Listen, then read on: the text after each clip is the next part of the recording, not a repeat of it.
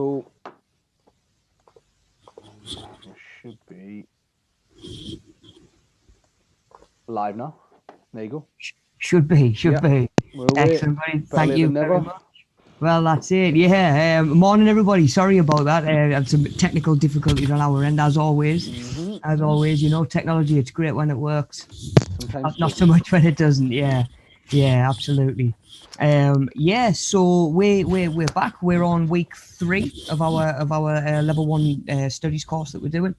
And as promised last week, we're just going to be looking a little bit at sort of the benefits of eating healthy, what that might entail as well, because eating healthy and eating for particular diets are totally different things.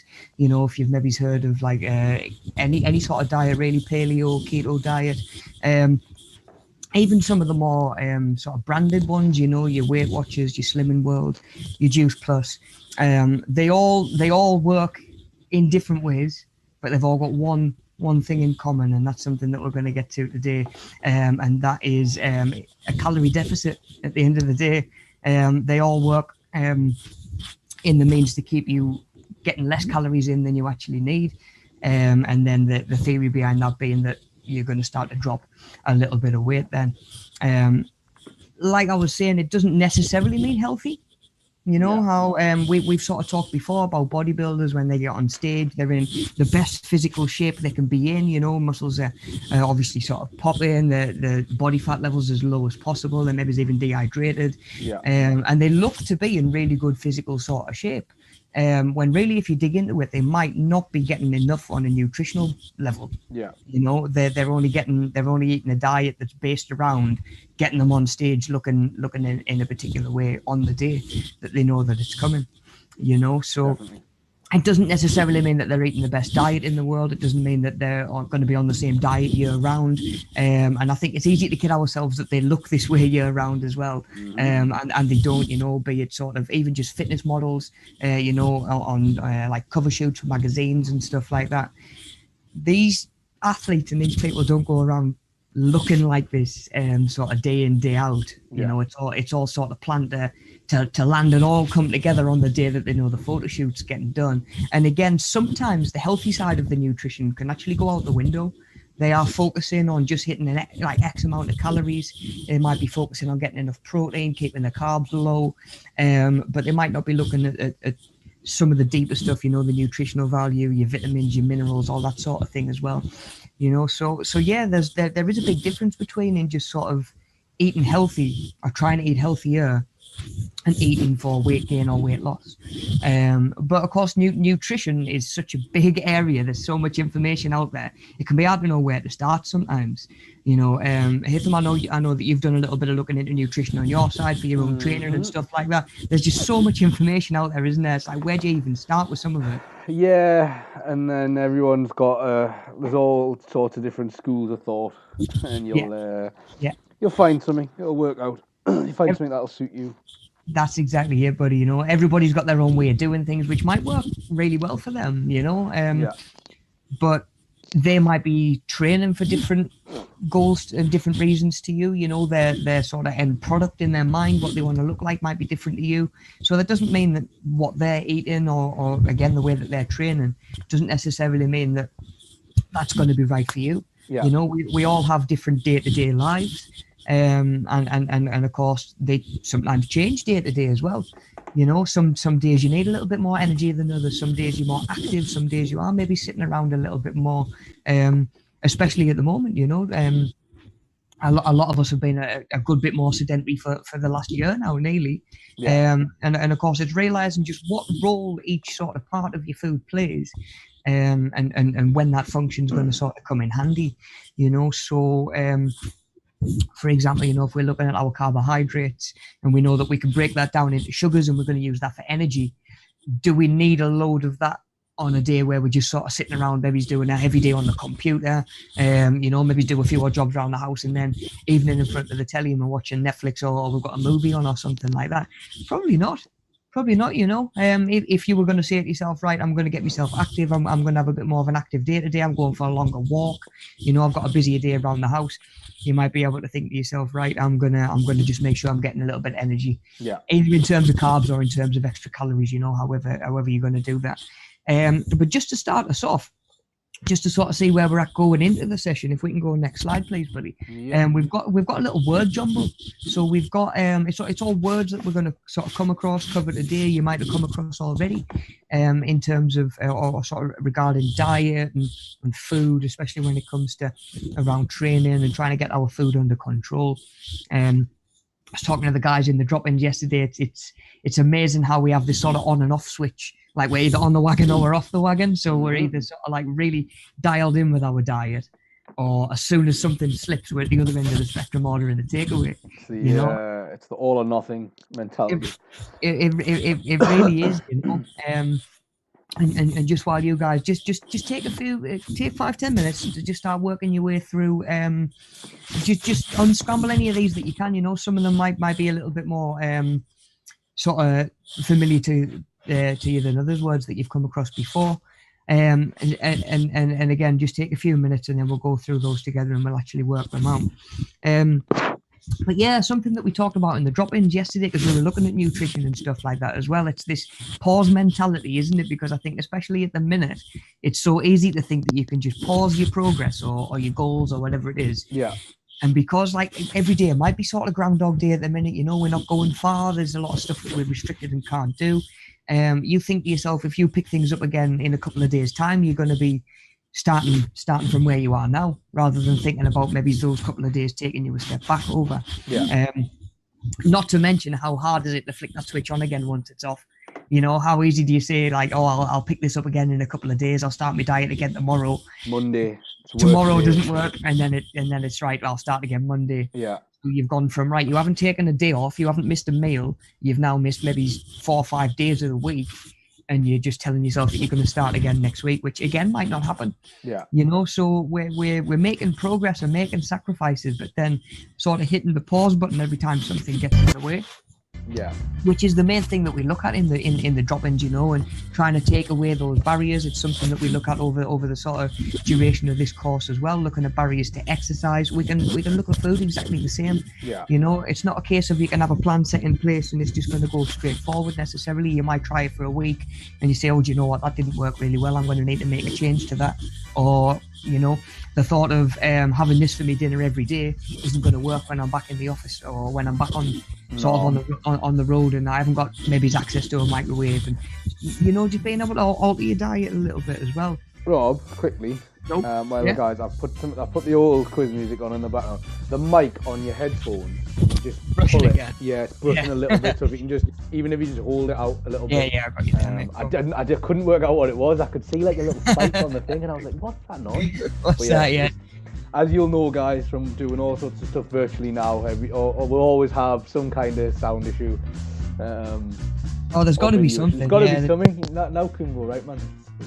But yeah, I think what you were saying there was quite important. I've noticed, like, recently, I think it's Subway, but a lot of the fast food places will do it. Like the angle they go for on their advertising is like, oh, you don't want to have the same old boring like lunch or dinner every day, so why don't you try the saver menu or whatever it is, and then that's their hook to get you in, because like there's nothing worse than having the same dinner for the 5th day in a row. Like, same, Yeah, definitely, and I think that there's definitely an element of that when it comes to food. I think we get certain meals that we get familiar with, and again, like your Weight Watchers and your Slimming World work very similar, where as long as you're sort of doing their thing, following their framework, following their plan, eating the foods that they lay out for you, it's all well and good. You might get results if you're following it right, and you're in that calorie deficit again. What I find with things like that is, where do you go when you decide, right, I'm going to come off of this sort of this guide work now, or sort of this framework? Where do I go from here? Have you actually sort of, do you know what the foods are doing in your diet, and sort of what the role that each sort of food and each what we call a macronutrient is, that we're going to get to in a second, what each of those macronutrients are actually doing, or are you just making sure you stay under a certain amount of points for the day? I think some people just need that to be honest, in terms of like a routine. But the problem with it is, Yeah. you can't remain in a calorie deficit forever. Well, exactly. You know, it's a really good place to start. Like it really is. Like not to knock it at all for someone who maybe doesn't have the time or maybe even at first, you know, the total interest in learning about the nutrition behind it. You know, it might be you've got an operation that you've got to go in and you've got to lose a certain amount of weight. You maybe don't even care what protein, carbs, fats do. You know, in that situation, you just want to get the weight off. Yeah. You know, but there is, of course, more to it. And if you do find yourself feeling a little bit restricted by those, you know, you've got to then think to yourself, right, how do I move away from sort of the guidelines that this sort of procedure lays out for me, and give myself a little bit more flexibility. You know, I mean, I'm always saying at the minute, I think food's one of the biggest things we can control day to day. It's one of the biggest sources of variety we get. You know, you already wake up thinking, oh, what are we going to have for tea tonight? Just because, you know, you can have a little bit of variety. And of course, it's a really good point, like you were saying, buddy. You know, a lot of people that get started need structure to follow, and maybe a handful of meals that they know they can just rely on that's going to sort of push them in the direction that they want to go. Again, you know, it's just when you get to the point of, oh, you know what, I'm bored of eating this, I'm tired of eating this. How easy is it, you know, just to drift into a Greggs and pick up a sausage roll or something like that, you know? You know, you can even take something to work with you for your dinner, and then by the time it gets to dinner time, you don't even want it anymore. You know, I've known people do that. Yeah, you eat it early and you eat something else after it. You'll that's sort my of one. graze on it throughout the morning, and then it gets to dinner time, you're like, oh, I've still got to have dinner. Yeah, I have to wait until after 12 o'clock, even if I'm starving at like 11. Yeah, I'm like, nah, I'm not doing it, because I know exactly what happened. I'll eat that, and then it'll get to about half one, and I'll be like, I'm hungry again. Yeah.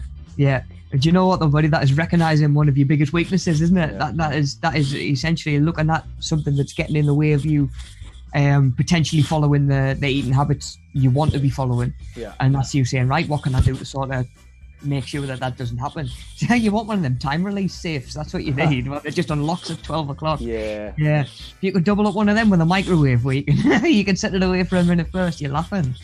It's just like have it sort of automatically churn out a meal for you. Yeah, that'd be nice. Out of the freezer into the microwave. There you go, done. Straight in. And of course, convenience is why we end up eating a lot of the wrong stuff. Yeah. You know, how often do we wait until you're absolutely starving before you even start thinking about what you're going to have for tea? And at that point, you don't want to stand and cook something for 45 minutes. You want something that's easy, don't you? You know, that's how you end up with your like toasties, like pretty much, yeah. Cheese toasties, your beans on toast for tea, you know, like that sort of thing.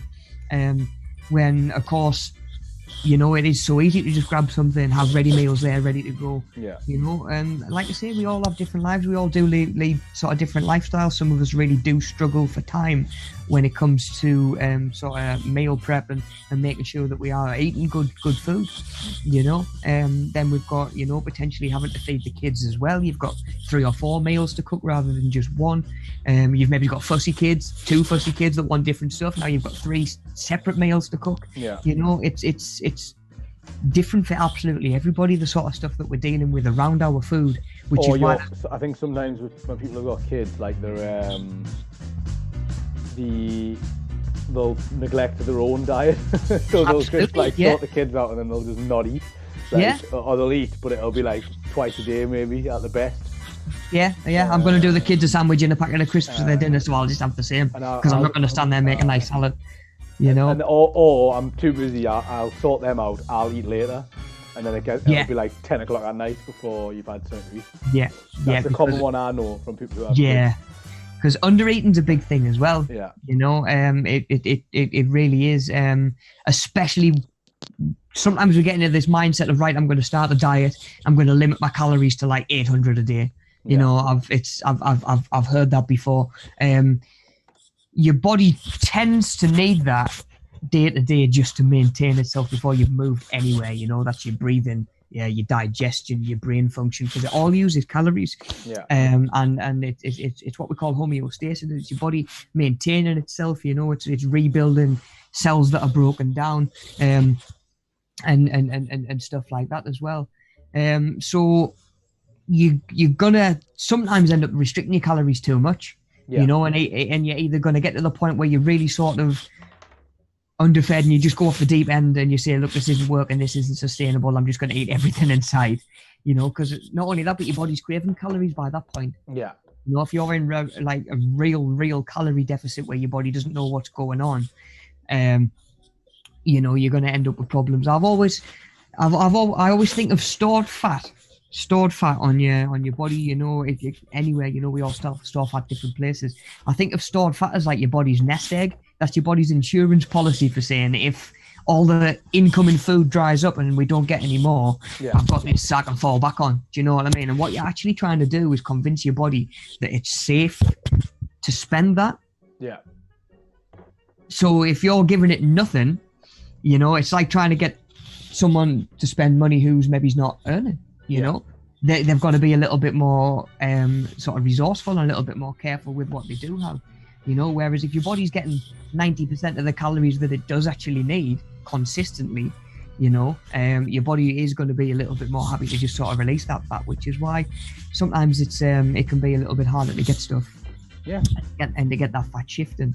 But that's the way I think about it anyway. So it's almost like a partnership. You're working with your own biology to say, look, it is all right, let it go.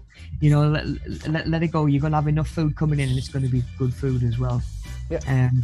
But yeah, we've got different foods that they play a lot of different roles in our body and what they do. The timings for them is going to be different when we actually need them. So let's start having a bit of a dive into those and having a look then. Yeah. So yeah, guys, like I say, as always, if you do want to pause it there, or if you're watching back and you do want to take a couple of minutes, maybe if you've just got another couple of those to work out and you really want to get them before I give you the answers, by all means pause it there, and you can just get caught up afterwards. But we'll just start working through these, breaking them down. By all means, again, let me know if there's any that you haven't come across before. If you let me know which ones you are familiar with, any that you do know, and we'll just work our way through this slide. So the first one, we've got carbohydrate. It was something that I mentioned a little bit earlier on. It's the macronutrient or the part of our food that pretty much is going to give us most of our energy.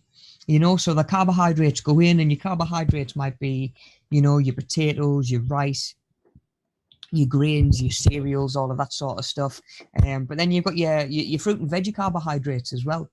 And I think when people sort of get turned against in their mind, depending on where you're getting nutritional information and stuff like that, it's very easy to get scared off of carbs. Yeah. And to sort of associate them with just weight gain and stuff like that, which is really easy to do when you don't really understand the good stuff the carbohydrates are doing for you.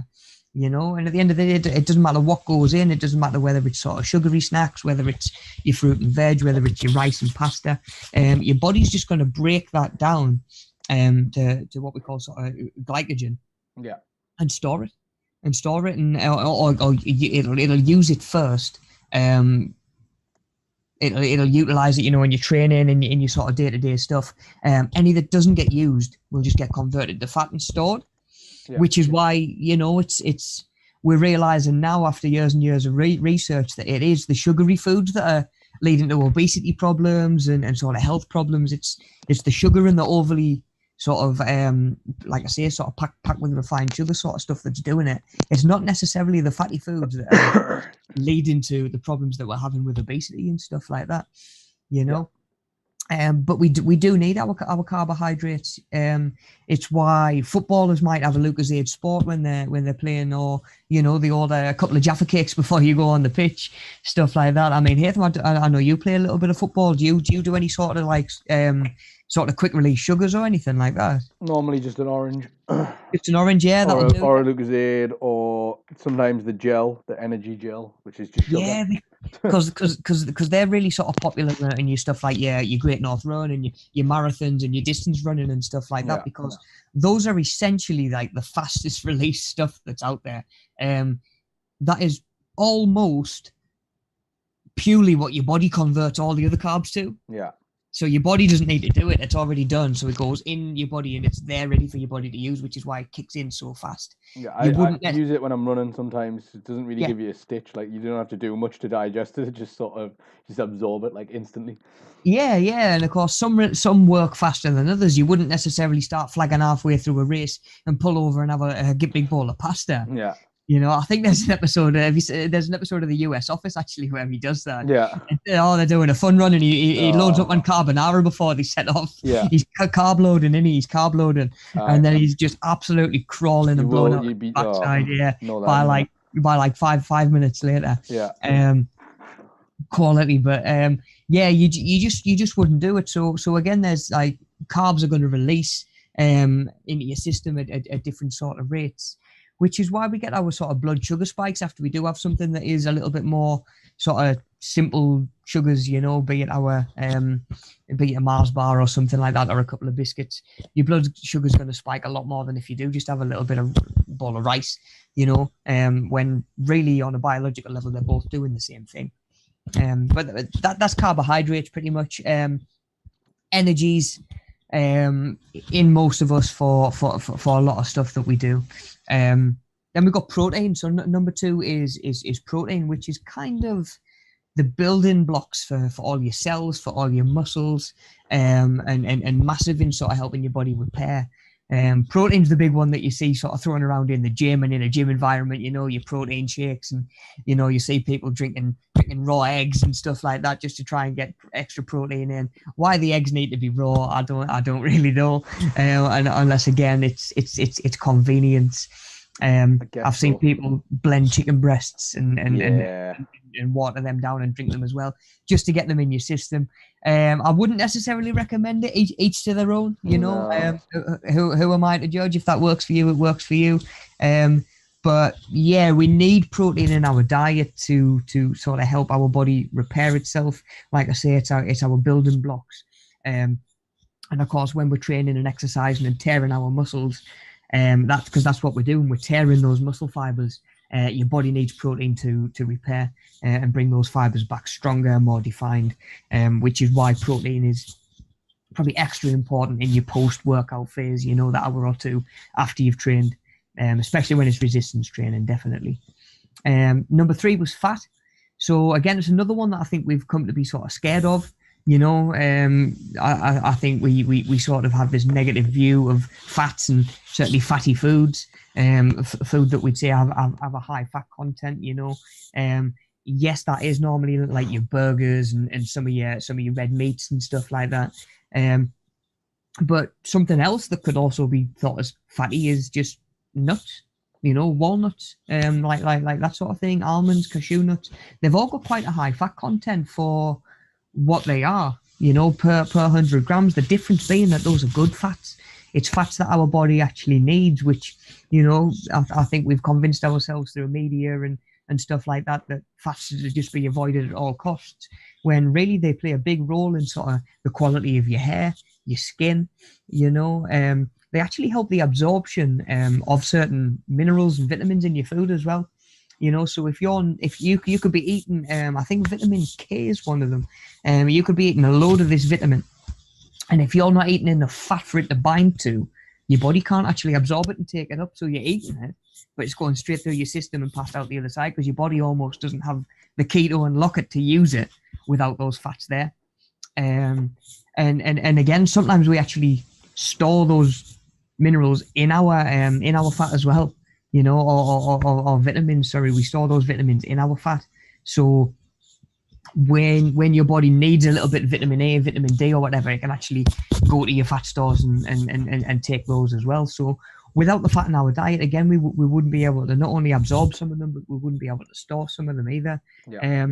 Fat helps with insulation as well, you know, at the end of the day, and it can just be sort of like your basic insulation, you're thinking against the cold and stuff like that. But also sort of internally as well, you know. Of course, we don't want our organs to be too fatty, you know. That can actually be part of the problem itself. Yeah, sorry guys, that's the clock going off. I'll put the next one on there. I'm just going to go. Yeah. Gonna go and grab a drink of water. My throat's gone really dry. Yeah, no worries, buddy. No worries, man. Okay, then we had diet. Number 4 was diet. There we go. Number 4 is diet. Of course, it's a word that you're going to hear sort of thrown around in a lot of different ways. You know, I use the word diet to just sort of talk about and describe what you're eating, what your sort of food plan looks like, and what your weekly or monthly or daily intake of food actually looks like. I tend to not think of diet as in the sort of the way that you might think of it as in, you know, oh, I'm doing Slimming World, or I'm on a keto diet, or, you know, a paleo diet or something like that, because again, I think of that implies that it's only temporary. And what we're trying to do with nutrition and learning about nutrition definitely is, you know, to make sure that these lifestyle changes can be permanent, which of course means that they need to be sustainable and manageable as well. Your new behaviors or your goal, you know, the way that you look, your performance in the gym or whatever sport it might be or whatever hobby it is that you're doing, that will only remain as long as the new eating habits remain as well. You know, it's not a case of, oh, do you know what, I've been on a healthier diet, I've been eating better for 6 months, I've lost that weight now, I've had my operation maybe, you know, that I needed to go in for. Now I'm just going to go back to what I was doing before. I don't need to be on that diet anymore. And of course, eventually you end up back where you started, because you know, it's a little bit of a cliche, but you are what you eat. And even if you're sort of eating behind closed doors, that's something we can get into our head. You know, nobody's going to say is eat these biscuits. Nobody's going to say is eat this packet of crisps. It's one that I've always used. What you eat in private, you wear in public. You know, I can always tell, or could always tell, whether a client had been sort of sticking to their diet, whether they've been eating stuff that they shouldn't. You can get an idea sort of by how just by performance. Hey, man. We did diet.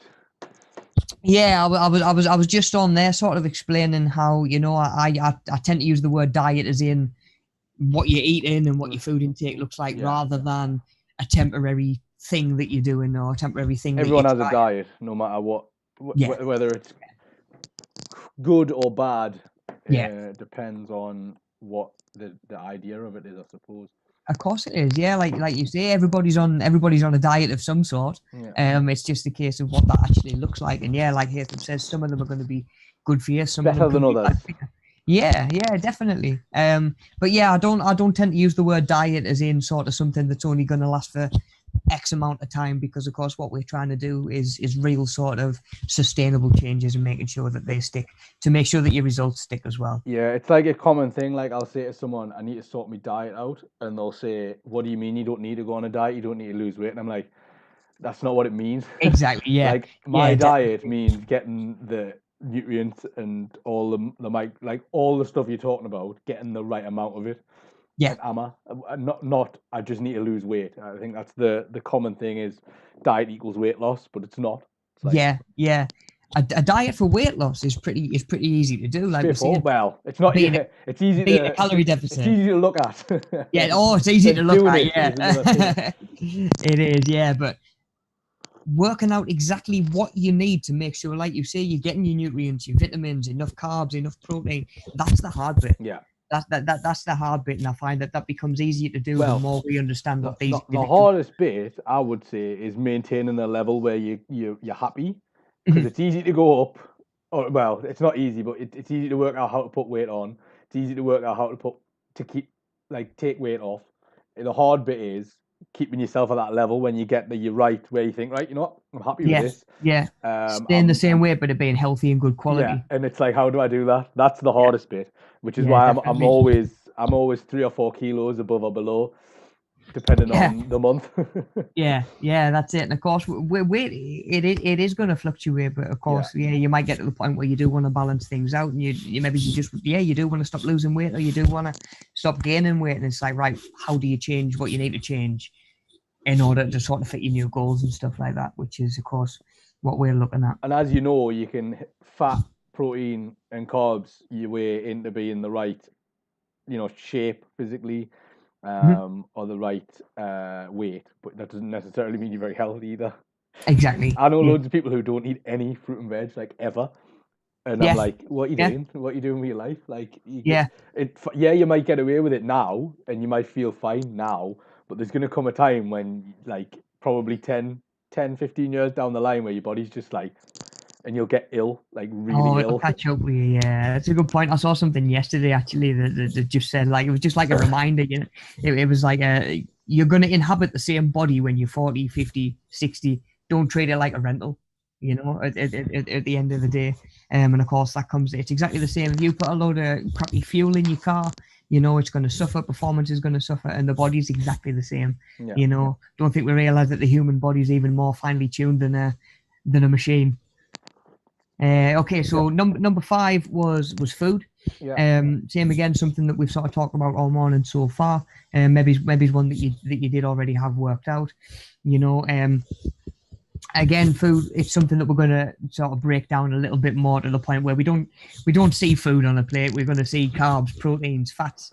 It's like that bit at the end of the Matrix when he just sees numbers. You just look at your plate and you just look at your plate and see numbers by that point. But yeah, it all comes that knowledge and that understanding is the best way to, like I say, give yourself a little bit of flexibility and not paint yourself into a corner when it comes to your diet. Number 6 was energy. Something that I'm sure we all know that we need our food for.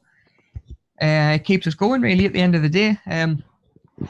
Like I say, carbohydrates are going to be the main source of energy, or going to get broken down and give you the most sort of energy. We do have certain diets that are, and now I'm talking sort of specific diets that maybe would just be temporary. They do exist where the plan is to get your body to switch over to burning fat rather than carbs. But of course, what you have to do in that case is to pretty much starve your body of carbohydrates, and you have a week or two of feeling pretty lousy that your body's not getting the fuel that it needs and is used to, and sooner or later something just clicks where your body will become more efficient at using fat. It works for some people, it's not for everybody. I'm sort of quite carb dependent. I really do feel pretty lousy if I don't get a high percentage of carbs in my diet. Yeah. But of course, as we're going to look at in a couple of weeks' time, when we look at different body types can get away with different levels of carbs, fats, proteins, of course, and that's something to think about as well, when you're thinking about what's going to be right for you. But yeah, and energy's kind of what we're eating food for at the end of the day. And like I say, some are going to be better than others at delivering that. Number 7 was vegetables. Yeah, so again, I think we all know we should eat our 5 pieces a day. Fruit and veg. Truth be told, that's actually closer to 13 that we should aim for from an optimal point of view. But the logic behind the number 5 is, if I said to you eat 13 pieces of fruit and veg a day, you're not going to even try, are you? Nope. Or a lot of people aren't going to even try. We're like, I'm never going to get there. Making the number 5 makes it a lot more attainable. Yeah. So people can either do it and manage it a little bit easier and sort of feel like, I've accomplished that, or they can get 2, 3, 4 in and they feel a lot closer to the mark than, 13. Depends what it is as well, I suppose. Like, well, of course it does as well. Potatoes are vegetable, but I wouldn't eat 13 potatoes in one day. I've tried. I've been close before. I don't get it wrong. Yeah. I've probably had enough crisps and chips in one day to get close to 13 potatoes. Yeah, and you don't feel good for it. No, but if you eat like, I don't know, some blueberries and a sweet potato and a banana and an orange, like, you're probably going to feel a lot better than if you ate 13 potatoes, I would say. Yeah, it's variety, isn't it? It's variety, because if you think like I say, something like a meal or a food that is deficient in something important like zinc, magnesium, it might even be just not getting enough protein in a day's worth of food. That's not such a big deal over the course of one meal or the course of one day, but like you're saying, if we fall on that structure and we go to routine and we're eating the same things all the time, deficiency builds up, which is where that variety is so important, which is where I think sooner or later we need to get to the point where we feel comfortable chopping and changing foods in our diet while still being on track with our weight loss, gain, maintenance, and everything else that we need to get in there as well. I think not eating them all at once as well. Like Yeah. eating 6 oranges at once, you're only going to get so much vitamin C. Yeah, yeah, and you're not going to fancy oranges for a while. No, Definitely not. but if you eat them all in one like big go, you're not going to absorb it all. It's the same with protein. Like you can have a meal with 100 grams of protein in. There's not a chance you're going to absorb every single gram of it. It's just not. Yeah, Your body's not capable of doing that. definitely. Yeah, Um, definitely. So we sort of split it out, don't we? yeah, it's better to, and you'll feel better. You won't be ill. You won't feel sick. Yeah, digestion as much as anything. Yeah, definitely, Yeah, man. if you've ever had one of those horrible shakes with like 50 grams of protein, 50 grams of carbs in, it's just like it slows you down. You Yeah, feel just stodgy. yeah, definitely. Not good. And of course, like we say, protein's one of them key macronutrients that we actually need. Yeah. Number 8 is meat, Yeah. which is where we can actually get a big chunk of our protein from, and where the majority of us probably do get our protein from. That can be sort of like your red meats, your beef, your duck, even stuff like that. Then you've got your white meat, your chicken, your turkey, that sort of thing, which is probably going to have less sort of saturated fats, be a little bit leaner as well. And you get your replacement meat as well. Well, yeah, of course, yeah. We would, and because that's the thing that I've noticed when I've worked with vegans and vegetarians over the years. Lack of protein. You find that a lot of people day to day don't get enough protein anyway. You know, if they wake up and they get a bowl of cereal on the morning, they have a sandwich for their dinner, you're pretty much on 0 grams of protein by the time you sit down for your tea. Yeah. And like Hatham says, if you can only get 40-50 grams of protein in one sitting, you might only be on half of the protein that you actually need for the day. Yeah. You know, and sometimes even just hitting your protein levels can make a big difference just for how you're feeling. But yeah, you can be deficient, and we've got to try and find ways to get extra bits of protein in there, and that can be sort of snacking on nuts, like you say, buddy, sort of like replacement meats as well. Your corn, tofu's got quite a high protein it's not content as well. I'm not gonna lie to you, it's not the nicest in the world. I've never had it, actually, truth be told. You have to do a lot with it. Like you have to flavor it or marinate it in some way. Cause to be honest, to eat it, it's plain. Like there's no flavor to it whatsoever. Yeah. Out of the packet. But you can marinate it. You can fry it in like soy sauce, like with some stir fry. Okay. I think you can What's oven the cook it texture as well. like? Well, it's quite squidgy, but if you fry it or cook it, it obviously goes harder. It's nice mixed in with stuff, like with vegetables and rice and noodles and like I say, stir fry. It's quite nice. Yeah, that's the sort of I normally see it. I wouldn't have it on its own. I wouldn't have it straight out the packet, like definitely not. But then again, I wouldn't probably just have like chicken on its own. So, well, yeah, bar maybe like grabbing a bit as like a snack or a drumstick or something like that. But even then, I'd probably have it with it would be cooked in something. Like I wouldn't just have a plain of course, chicken. yeah. Obviously, chicken has its own flavor because it's got a bit more fat in than tofu. But yeah, you can get away with it. Yeah. So the one thing with meat is, for me, in terms of protein, it's like a convenience thing. Because I know I can have one chicken breast, and that's like, I don't know, like 40 odd grams of protein in like a little, just this little fillet, and that's great. That's an easy hit. It'll about do you for one sitting as well, won't it? That's me, like that and some rice and some veg, and that's the meal done. Like I don't have to worry. That's everything. That's all the nutrients, all the protein, all the carbs, a little bit of fat. We're sorted. We're living the dream. Got your grains on there as well. Exactly. Yeah, definitely, man, definitely. But yeah, tofu might be something to be worth sort of looking into. If you are vegan, vegetarian, or even if you're just finding that you're not getting enough protein day to day, or maybe even start tracking how much protein you're having day to day, and that's normally the eye opener, and you realize, wow, I'm really not getting enough protein for what I'm doing. So yeah, there are options out there. Yeah, definitely. Any way that sort of helps you track. Food tracker. Okay. So I'm just writing these answers in now. No worries, buddy. So number 9 was dairy. Yeah. Sort of going to be a good source of calcium. We're talking your milks, your yogurts, your cheese, stuff like that. Probably going to be more fatty than anything else. You'll see a lot of yogurts these days that sort of advertised being low fat. Mm-hmm. And Or I'm fat thinking to free. myself, yeah, and I'm always thinking to myself, if they're low fat or fat free, the flavor's coming from somewhere. Where's that flavor coming from? And in that case, it's normally sugar. So, you know, you might actually be better off, depending on you sort of as an individual, you might be better off just getting the regular yogurts rather than the low fat ones that have got a load of sugar. The fat, as long as it's not saturated, isn't like a disaster either, right? Well, of course, yeah, that's what we're saying. You know, you've got your saturated fats and your trans fats that are maybe not so good for you, and that you want to maybe like stay away from a little bit more. But then, yeah, you do have better fats for you. You know, you've got good natural fats, which your body does actually need. Something being low fat doesn't sort of naturally just make it better. Yeah. Especially when they've just replaced it with a load of sugars and carbohydrates that your body's not going to burn at the time. Okay, number 10 was fish. You know, really high in protein. Again, you know, something that's quite important to get in, maybe a couple of portions a week if you can. You know, again, something that we've got to try and work around for someone who's vegan, vegetarian.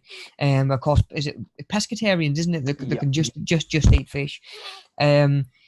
You know, and the thing is with fish as well, the fats in it are good fats. You know, your omega-3. Like if you go out and buy them omega-3 tablets for your joints and stuff like that, it's essentially just giving you fish oils. Yeah. It's just giving you oils that you would be getting in your fish. You know, if you have a couple of portions a week, and of course you're getting that good whack of protein in there as well. Bit of vitamin B6, vitamin C, all the good stuff. I know you're saying that you wouldn't just sit and eat like just a bit of chicken. I used to just take tins of tuna to work with. I have done that. Yeah. Yes, I've done that with tuna, but I'd always put a bit of vinegar on because I couldn't stomach it just like plain. Just by itself, but also sardines. Oh, okay, little tin of sardines. Yeah. 22 grams of protein in a 100-gram tin. Yeah. Just a little snack, really. Very good in a bit of tomato sauce. Very nice. Yeah. Or sunflower oil. Some of them they're quite nice as well. Yeah. Yeah, nice. So yeah, fish, plenty of protein, and plenty of good fats in there. Joints, as well. In your brain. Yeah, well, definitely. The old noodle up top. Definitely, because we've got to look after the old noodle, especially at the minute. Yeah, I remember we were all told to take omega-3 tablets or eat fish when we were doing exams at school and college. That was the first time I ever had omega-3s, yeah, when I was doing my GCSEs. My mum came home all of a sudden, she was like, right, you take these now. Yeah. As if like the kebab and chip butty that I had for dinner every day was going to outweigh that by just taking some omega-3 tablets. Yeah, just some omega-3 tablets and you're going to breeze through the GCSEs, yeah. I mean, I did okay. Didn't fail. There you go, mate. They work then. They work. Yeah, exactly. What a treat. Okay, number 11, we had calcium. Same again, it's an important mineral just in terms of bone strength. It's really important in sort of infants, toddlers, even babies, you know, any sort of growing and anyone who's developing. We need that calcium for like we say, sort of bone quality and growth and stuff like that as well. You might know if this is true. Someone once told me if you're calcium deficient, you'll have loads of white spots on your nails. Yes, I don't know the science behind it, but I had heard that as well. I think it's more to do with like at the base of your nail, isn't it? Yeah. That was what I heard, like white dots on your nail towards the base of your nail. It can be other vitamin deficiency, I think, but calcium's one of them. Mineral deficiency, yeah. Yeah, so definitely stuff zinc like that. Or calcium, it can be. Zinc or calcium, okay. Also, I found out the other day that you've mentioned zinc twice now, but apparently it's in green tea. So if you if you don't get enough zinc from your food, just have a cup of green tea and you should be all right. Good for your liver as well. Yeah, apparently. Green tea definitely. Milk thistle as well. If you've got other deficiencies, apparently very good at regenerating the old liver. That's what if you've ever had hangover cure tablets before, it's like zinc, iron, and milk thistle, and that's it. Apparently your body like craves that when you're hungover. Really? Oh, that's interesting. Your liver's had to work really hard to process all the alcohol, and that's what it's like released. Right. And that can like give you a little bit of a boost. So there you go. Get some milk thistle tablets if you're planning on being hungover. I haven't taken them, so I don't know whether they work, but I'm going to try it next time. Well, that's interesting. Yeah. One before you drink and one when you get up. Apparently, is the play. There you go. Oh, okay. Yeah. So when you pre-game, and make sure you have one of them in Because there we as know well. it's coming. The pubs are open. I'm not naive enough to say don't do it because I know exactly what everyone's like. Yeah. That. The Yeah. first chance some people get, it will be a big one, a heavy one. So Absolutely. Yeah. Well, there's some hangovers on the horizon, mate. yeah. Definitely. Definitely. So yeah, there's something you can take away. There's a freebie for the day. Plus Every day's we're doing discovery. the challenge, the 48-mile challenge on that Easter weekend, but we'll be done by the Monday. We'll finish on Sunday night. Oh, So okay. it looks like Monday might be celebration day. Yes. Yeah. Yeah. So there's some Yeah. free advice for anyone running that. Yeah. Yeah. There we go. Nice one. Nice one. Yeah, I didn't know that. Okay. I'm fully So useless information. It's great. you and me both, mate. Okay, number 12 we had salt. It's another mineral that's really important. Making sure that we're getting enough of. If we're deficient, you can actually end up with like a lot of cramps, which could be quite painful as well. Sometimes shows up on your food labels as sodium, Yeah. and it's an electrolyte at the end of the day. Like I say, your body needs it, and although we can be deficient in it, it's really easy to get too much as well, because you find that a lot of foods that we buy pre-packaged come with a lot of salt in. It's a preservative at the end of the day. It helps stuff last a little bit longer. So ready meals and stuff that needs to sit in the fridge and on potentially even on shelves Yeah. get shipped across the world. Even we tend to find that to get a longer shelf life, we're actually getting more and more salt in our diet. Which is why we tend to not really add or need to add any. It's the deceiving one, isn't it? I think. It Like is, yeah. I can look at a bag. I had a bag of they were like Jacob's like baked crackers yesterday, Okay. salt and vinegar flavor, and I looked at the calorie content and I was like, it's only like 100 calories, and these I'm gonna have two, and then I ended up having three.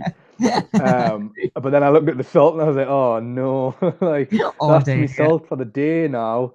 And I'd had them with me dinner. I had like a slice of toast with cheese on it, and then I Yeah, was like, I'm still hungry. So I yeah, had 3 bags of them, and I was like, I looked at the salt and I was like, oh my god, it yeah. was something like Oh, I'd had like 4 grams of salt in really? 3 bags, something like that, Yeah, something ridiculous yeah. like that.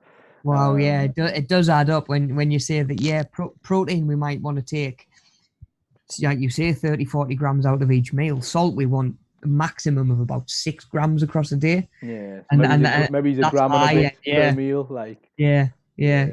You maybe could have snuck another bag in, mate, really. But I mean, I might as well. I mean, I was off the. Yeah, I was done. So when you're at that point, yeah. yeah, But yeah, salt's one to watch out for, because, like I say, it can really sort of creep up. And if you are using something like MyFitnessPal to track your food, where it'll sort of tot up all your micronutrients as well, your zinc, your potassium, magnesium, all of that sort of stuff. It'll do salt as well, and it'll soon tell you whether you're getting too much or not enough. get a Definitely, little yeah. red warning to say this food is Hmm. high in salt. Yes, yeah, and of course, one day is not a problem. The longer that goes on, the more of an issue that's going to go on to be. If you're sweating a lot as well, Yeah, yeah. I think if you're ill, if you've been training and you've got a fever or you've been like running, you need your salt as well. Oh well, definitely, yeah, yeah. For sort of like muscle connection, I think it actually helps sort of when it comes to your nervous system and your brain sending signals and stuff like that down your nerves and to wherever they need to go. You'll sharp find out if you've gone up and down the stairs and you get a big shooting pain down the back of your calf. Yeah, You'll know that you probably need some water and salt. definitely, yeah, definitely. And of Just put the course, you two there. actually, There you go. That yeah, was a nice little segue. there you go, mate. Yeah, and that's actually something that you can get.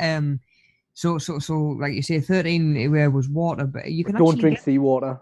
Don't drink seawater. Don't do it. Goodness sake. No. Do not drink the seawater. You will go mad. Definitely, but you can actually buy sort of like water with electrolytes. Yeah. Is it smart water? Smart water, yeah, and like I say, sodium is one of those electrolytes that your body is actually going to use, and you can deplete from like you say, you run in and it comes out in your sweat. You can actually deplete. So yeah, you do need to sort of top that up. Yeah. Water, of course, the human body's like nearly 70% water. I've got a show and tell. Hang on. We've got a haze one I made earlier.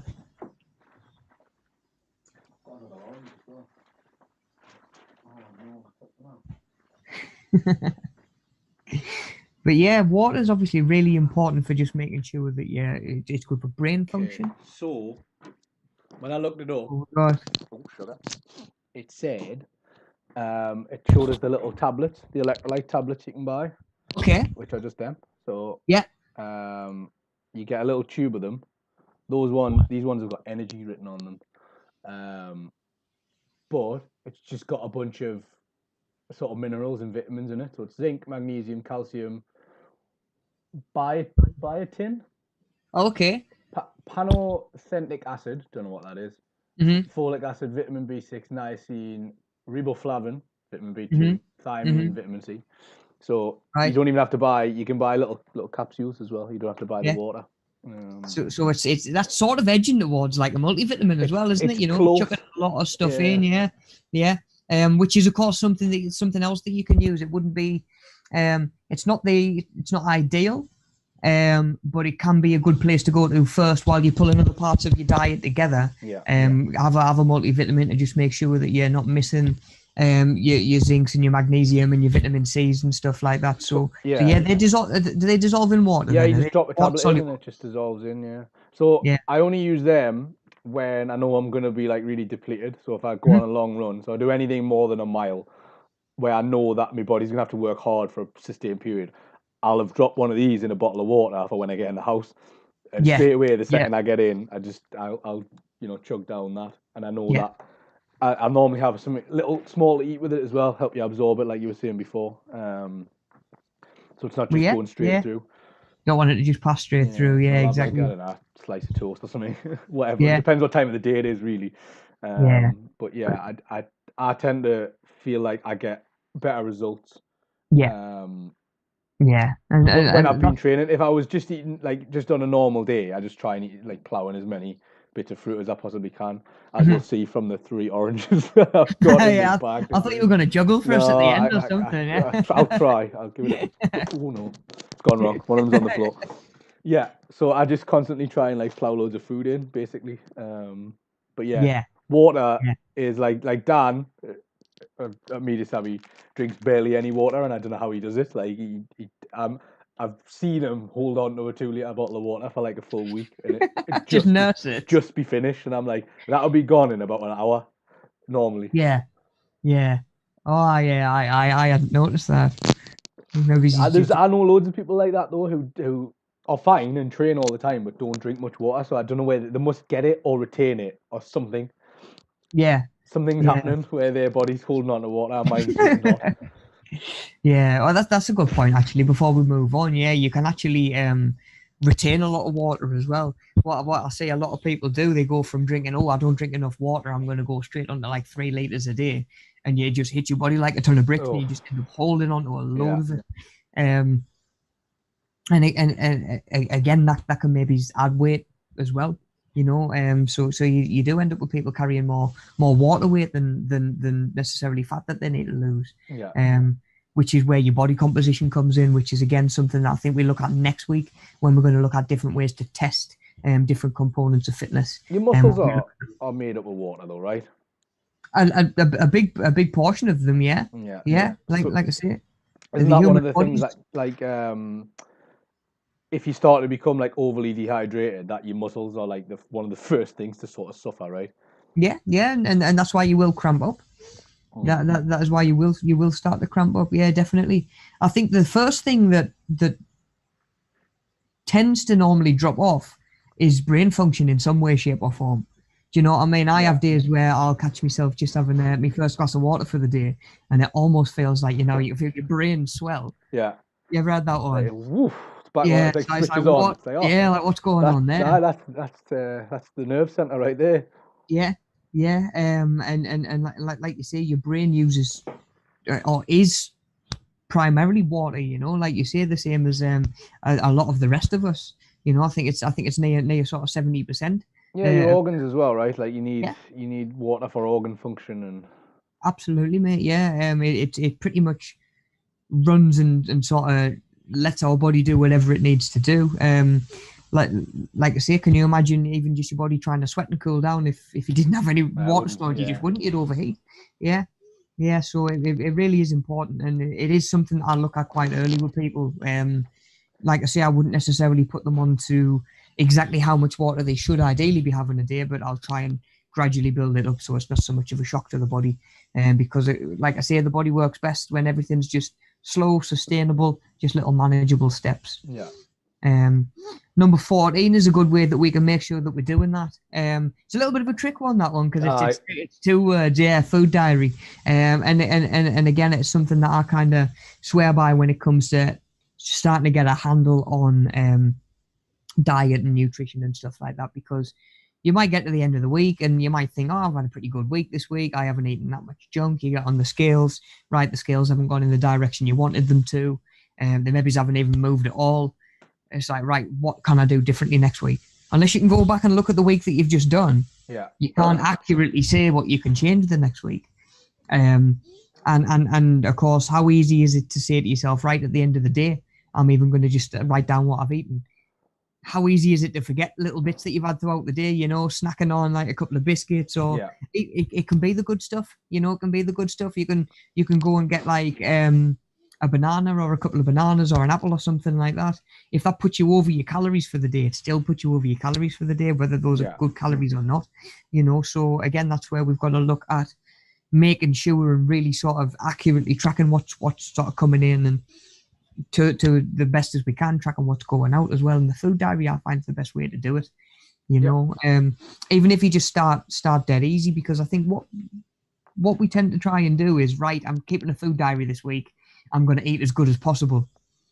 And then you're already putting pressure on yourself to not only track everything, probably for the first time ever, but now you're also trying to drastically change your diet at the same time, you know.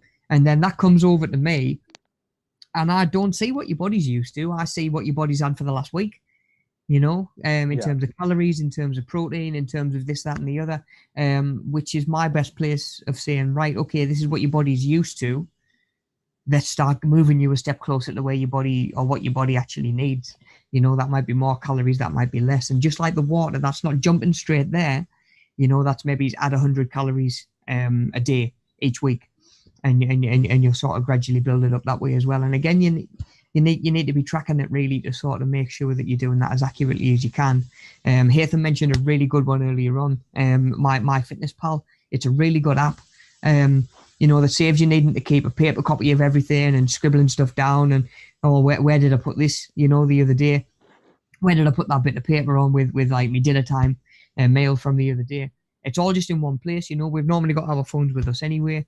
A really good function where it'll let you scan like a barcode and just enter stuff that way as well, you know. And it'll give you an end of the week review as well, you know, which I wouldn't stress about too much, where it's saying, oh, you need to aim for this many calories, this, that, and the other. But like we said earlier on, it'll give you an idea. Are you getting enough zinc? Are you getting enough magnesium? Are you getting enough protein and fats and stuff like that? Good fats, or, you know, maybe even if you're getting enough fat, but it's all the wrong fats. Yeah. You know, and the food diary can really help either you sort of reflect on that at the end of the week with something that's a bit more automated like that, or even just a written copy is what gives me or trainers or other people the information that they need to start personalizing it to you. So the first thing I always do, I say, if you're going to start tracking, just eat as normal and just track it, because that's the most simple way to get used, or for me to know what your body's used to. You know, don't get into the headset of, oh, Rob's going to see this or somebody's going to see this. It needs to be as good as possible. Because really that's not what your body's used to. You're not in the habit of eating that way. I'm going to think it's more sustainable than it is, when really it's only been a week, and it's probably been quite a stressful week for you as well, because you're trying to track everything and completely revamp your diet at the same time.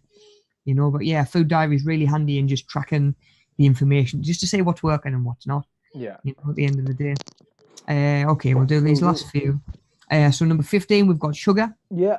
Again, something that I mentioned earlier on is getting more and more sort of prevalent in our diet.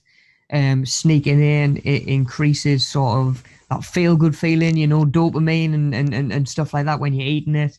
You know, we get that sugar rush where we maybe do have the energy to get up and do the housework that we needed, you know. Maybe because we have had a Kit Kat or something like that, you know. And it's literally built into the marketing campaign, isn't it? Have a break, have a Kit Kat. It's built into our sort of need for self-care as well, so it sort of appeals to us in that sort of way as well. And that's why sugar's just so common in a lot of stuff that we eat now. You know, and we're going to look at in a minute when we move on, we're going to look at taking away from food labels and what's actually high in sugar, what's not, and how we can identify that to make sure that we're not getting more sugar than we actually need. Because it's exactly the same as salt. It's really easy to sneak over, especially when we're eating stuff that you don't think of as being high in sugar, but ends up being, you know, be it even just cereals. Breakfast bars are the worst for them, you know, marketed as really healthy. I'm going to take one of these and have them for breakfast every day. It's like, oh, wow, they're only 100 calories. They're only 100 calories because they're tiny at the end of the day, you know, they're 100 calories and say, I don't know, 50%, 60% of them calories might even just be coming from sugar that your body doesn't need when you're on the way to sit in the office all day. Number 16 was grams.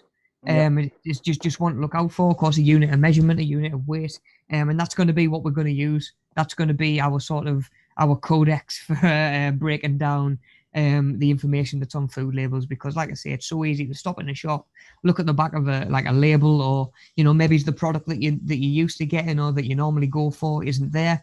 You've got to look at a substitution, you know, different brand of that, and all of a sudden you stood there, you're in the shop, especially right now, you're conscious of a queue behind you or people trying to get past and slowing things down, you know. It's sometimes hard to make a really sort of educated sort of, it's not a guess, an educated interpretation of what's actually in that food that's going to be coming home with you. I just seen Gary's getting in the chat. Morning, guys. He says they put sugar in lasagna nowadays. Yeah, bolognese sauce is terrible for it. It really is, and especially any of the jar-made ones. Which again, you know, it's when people say, "Oh, is stuff like spag bol good for you?" It depends. It depends how it's made. It depends on the quality of your mince, what pasta you're using. But yeah, namely what sauce. Have you made the sauce yourself at home? It's going to be a lot better for you than a store-bought one, because again, you're not going to need to add a lot of the preservatives and a lot of the salt, and definitely by the sounds of it, like a lot of sugar as well and stuff like that, because making stuff sweet makes it more palatable. Really, at the end of the day, and it's addictive as well, which increases, of course, sales, which is what these companies want. But yeah, grams is going to be what we use to take away information from those food labels in a way that makes sense. And of course, number 17 is labels themselves, which again can be a little bit of a minefield at knowing where to start, what to pick out, what's the most important stuff to look for, what should you look for first, which is what we're going to get into in a second. So that is that slide done, buddy, and cheers for filling them in as we went as well. So if we can spin on a couple of slides that I think I've probably already kind of covered in sort of what we've been over this morning, but again, if you're coming back to revise anything, or if you're coming back to just check stuff before you put them into your work booklet this week, some of that information might be on these next couple of slides. So we've mentioned briefly that we've got our 3 macronutrients, and they're going to make up a lot of the food that we eat. The majority of the food that we eat is either going to be fat, protein, or carbohydrates of varying qualities, you know, of varying levels of what we would call healthiness. But yeah, that is pretty much what makes up the majority of our food. And of course, knowing what they do can help us decide when we need what, how much we need of what as well. So if we can, we've got the that text slide up there. It, like I say, it's a lot to take in all in one go, but if we break it down a little bit and just look at them one at a time, you know, protein, we mentioned earlier on, your body uses protein to actually build and repair tissue, you know, be it after training, be it even after an illness, after an injury, stuff like that, you know, your hair production and your hair quality and stuff like that as well can come down to a lot on your protein intake. So yeah, your body uses protein to make enzymes, hormones, other body chemicals. And like I say, it's the building blocks of not only your muscles, but your bones, your cartilage, your skin, and your blood as well. And there's 4 calories per gram of protein, which might not seem the most important thing at the minute. But when we look at fats, we can see quite a big difference. So fats like I say, necessary to ensure the smooth functioning of our cells. They also help maintain healthy skin and hair, as well as allowing the brain to function properly as well, because fats are important for brain properly, like we're saying with the omega-3 tablets and stuff like that. The absorption and the storage of key micronutrients as well, which are our vitamins and our minerals and stuff like that. Body fat's helping us maintain the correct body temperature and providing cushioning on organs, tissue, and bones as well, you know. So even at the end of long bones in joints, hip joints, and stuff like that, we actually need a little bit of fat, even just to provide a little bit of cushion. Now I've put on there that we can actually see we've got 9 calories per gram of fat. So per gram of fat, there's more than double the amount of calories, which is why sometimes the fattier foods don't necessarily fill you up more, but have that many more calories. You know, like where you can go and you might get a McDonald's that's going to be 1,000 calories, and you're still hungry an hour later. Oil, you know, has loads of oil in it. Yeah, because you're getting double the amount of calories per gram. Yeah. And of course, it tends to be the physical mass and the physical amount that fills you up. Tastes good as well. Yeah, well, it does, and it also gives us a bit of an idea why, when we go off the deep end, or potentially when we've starved ourselves, and you see it a lot when you've them people that I'm on about, where I've seen them in a real calorie deficit. So you're not talking 80-90% of the calories they need, you're talking even less than that, you know, maybe it's even 40-50. Sooner or later your body says enough is enough, I need calories. So it goes to the most calorie dense food, which is fats, which is why you end up craving pizzas, takeaways, crisps, all of that sort of stuff, you know, junk food. It's a survival thing, isn't it? Yeah, your body knows that before it gets full, eating those food, it can take more calories in. I can store it as well for, like, if it's exactly. not gonna get it until, you know, another 3 months or whatever, then it's gonna do it. It's like survival instinct. But that's what I'm saying. Yeah, it is like say, coming back to that idea of it being your body's nest egg. Yeah. It's like your body's been skinned for so long, and all of a sudden you give it like a jackpot payday, and it's like, right, I'm just going to hold on to everything I can just to be sure. I don't know when that's going to happen again. Yeah. Do you know what I mean? I don't know when I'm going to get starved again. I'll hold on to everything that I can, which is why sometimes, like we say, sort of consistency is actually a lot more efficient at letting your body be okay with releasing its sort of lifeline at the end of the day. Yeah, I mean, because we live in a world where food's like relatively readily available. Yeah. Which in the past, obviously, your body would be used to, okay, we've got this, I don't know, animal, like this deer or whatever. Like, once that's gone, that's it. We're going to have to go out again. So it would store everything periodically, depending on how often you ate.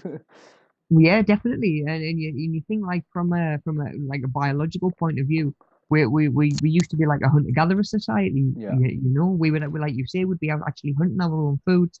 There would be a lot more energy expenditure that went into day-to-day life. And like you say, a lot less food coming the other way. And when they did get it, it would be better quality. You know, back in those days, finding a bunch of bananas or a bunch of grapes or something would be your treat. Well, I can't remember the show, but I don't know if you've ever seen it. There was the Bear Grylls one where he hoisted them on the island. It might have just been called The Island with Bear Grylls. Oh, yeah, like Survivor or something like that. There's the one in America, Survivor, but there's a few like that where they basically drop them out of a helicopter. Some of them are more like realistic than others. Some of them are like people who've trained for their entire lives and been in, like, you know, the Navy SEALs and the army, like the Rangers and stuff. And some of them are like reality shows, but the ones that are like the proper ones where it's survivalists, like they'll drop them in the wild with like a knife and a bow, and like that's it. So it's class, yeah. They've got to literally like survive for as long as they possibly can, and one of the main things is fat. If they can't get fat, they're not going to survive, because they can forage like bits and pieces to eat, but the fat is the killer because there's not a lot of like good sources of it. Yeah, and of course all the other organisms in the area are also after the same fat. Yeah. You know, we watched, there's one called Alone, and it's the American one. That's the one, I think. Yeah. Is it where he catches something and something? He catches a moose. He brings a moose down, and he's living off this moose, and he's got moose jerky, and he's got a moose to last. He's got the fat and like the liver and all its organs and stuff together. Yeah, and what it is, it's a Wolverine. It's the Wolverine comes along and pilfers his moose in the middle of the night. Yeah. But leaves all the lean meat. Yeah. Leaves all the lean meat behind and just takes the fattiest cuts of meat. Like it knows exactly where to go for these fattier, like higher fat content bits of meat as well. And the guy was actually losing weight by the end, wasn't he? They were on about having to pull him out of the show for his health. Even though he was eating enough protein and he had a full moose there to eat. Yeah. You know, he just wasn't getting enough fat and therefore enough calories from it, because the protein he was getting and the meat he was getting was so lean. I think that's the other thing as well. Like, it's not the nicest of meat, but nobody, like, not a lot of people. When an animal used to get killed, you would eat the whole thing. Like, you know, Yeah. its kidneys Yeah. would go in a pie, Yeah. and you'd eat its heart and its tongue, and everything would get eaten. And I think a lot of the time now, you know, everyone wants a centre cut a steak, Of course which they is do. because it tastes the best. But you know, you lose out on the nutrients from, like, its liver, its kidneys, its, like I say, its heart. Even. Definitely, definitely, and it's wastage as well. It's not the most appetizing in the world, but you know, it's like liver, like is some of the healthiest, you know, meat. It's not particularly meat, but it's animal product that you can eat, isn't it? Like, it's got everything you need in it. Yeah, like it seems different when you go to the shop and just buy it. Like I could never imagine killing something by my own hand. Oh God, no. And do you know what I mean? Not only not every day anyway. Like, I couldn't go in a restaurant and pick out a lobster for them to cook. You know what I mean? Like, oh, that one please. I couldn't do it. It's different though. I think, like, if you were when it's survival, when it's like them or me sort of thing, in terms of it takes you back to being like basically an animal in the wild. Definitely. Like, you know, if your survival depends on, right, I'm gonna have to kill this moose. Like, yeah, okay, I guess I will. I'm not gonna just starve to death. Yeah, you don't have to enjoy it, but then you wouldn't. Yeah, I can't imagine just leaving half of the. Oh, I don't want to eat that. Do you know what I mean? Oh no, you'd be making use. You'd be I'm having, not gonna eat that. Like I say, you'd be eating its eyes and everything. Like, or some of the stuff. Some of the stuff you see him eat. Yeah. You have to. Like, you know, it's the way it was. Nothing goes to waste. And I think that's the thing we've lost sight of a little bit. Yeah, but there's a lot of waste especially when it comes to food. Yeah. And good stuff as well, like vitamin-rich, fat-rich stuff just goes to waste. Yeah. Just before we move on, buddy, while I remember the newest season of that. Yeah. The newest season, there's a bloke who brings down it's either a bison or a muskox. Right. One of the two, mate. He uses big old animal. He uses part of that animal for stuff that you wouldn't even think you could use animal parts for. It's absolutely amazing. The new season's well worth a watch. It's good. So it's a loan, that one. Yeah, it is. Yeah. It's really good from a nutritional point of view, and I think, like I say, that the island with Bear Grylls was quite a good one, because they were explaining, like, you know, they've got all this source of protein because they were catching fish. They'd managed to make a net, like, based on the survival training, but they weren't getting any carbs, so none of them had any energy. And, like, you could see over the period of a week, like, they were all right on day 1 to 3, and then days 3 to 7, you could just see every day it was becoming like a real grind for them to get up. I mean, there's no, like, lying in when you live on an island. They were sleeping exposed, so as soon as the sun was up, they're up, and like, they couldn't really sleep till it went down. So they're probably getting 5 hours, 6 hours of sleep maybe, and it'll not be good. You're sleeping on a bed of leaves or whatever. Like, you could see that as the nutrients were fading, they were fading, and you could just see this effect of them. They were losing weight. Like, there was a guy who was absolutely, like, massive, and within like 2 weeks you could see obviously his muscles hadn't died, but he was shrinking. Like, he just couldn't maintain his muscle mass at all. It's really interesting. It's a nutrition point of view. Yeah, definitely. See the knock-on effect it can have on the body over time, definitely. And that's like a really, like, instant case of it as well. Yeah, they reckon it's like it's meant to feel like pretty much having the flu, to be honest. Like being not getting the carbohydrates that you need. And that's what I'm saying. In certain diets that are designed to get your body to kick into burning fats for energy, you will go through what I call the carbohydrate flu. You're going to have a couple of weeks where you feel ill. Yeah, definitely. And of course, not everybody needs that, you know. So again, just because someone else is doing it or you've heard of someone else doing it, doesn't necessarily mean it's going to be right for you. And it is just finding what works best for yourself, isn't it? Like you say, buddy.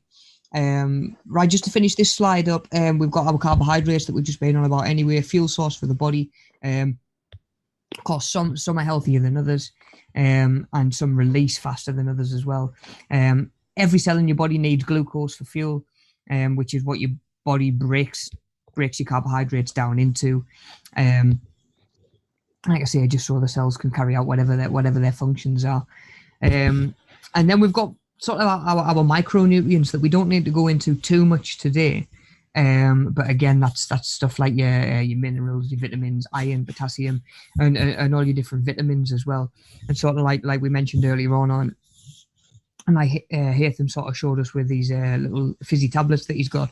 There's different ways that we can make sure that we can get those in our diet while we're pulling other stuff together as well. You know, you might work out that you've only really got to max out at 1,600 calories for the day. You might be finding it difficult to get all your vitamins in there. You know, want to make sure that we are still getting those. So a multivitamin. The one thing that can help. I don't understand, and you might know why they do this, so that's why I'm asking, but when you look at the percentage of your daily intake or whatever, of what it is, when I'm looking at the back, so the vitamin C, there's 476 milligrams of vitamin C, but then that's 595% of like the recommended value. Is that just because you're not likely to absorb as much? I think so. Yeah, I think so. I've always noticed like it'll say like, yeah, this is like 1,000% of your 971% of your vitamin B2, sorry. And I'm like, yeah, do I really need 971%? I mean, I guess I'm not. You mustn't be absorbing it, so you must only absorb like a percentage of it. So they like, I think so. Overload it. Yeah, your body will only take so much, and it's probably just making sure that your body's getting the maximum it can absorb, rather than being ready to absorb more and then not being as much in the tablet. You know, I reckon. Yeah, that's probably it. To be honest, yeah. I think as well, I always put a little warning on the back to say like, look, this isn't a replacement. Definitely. Look for it now to read out the exact little statement they've given me.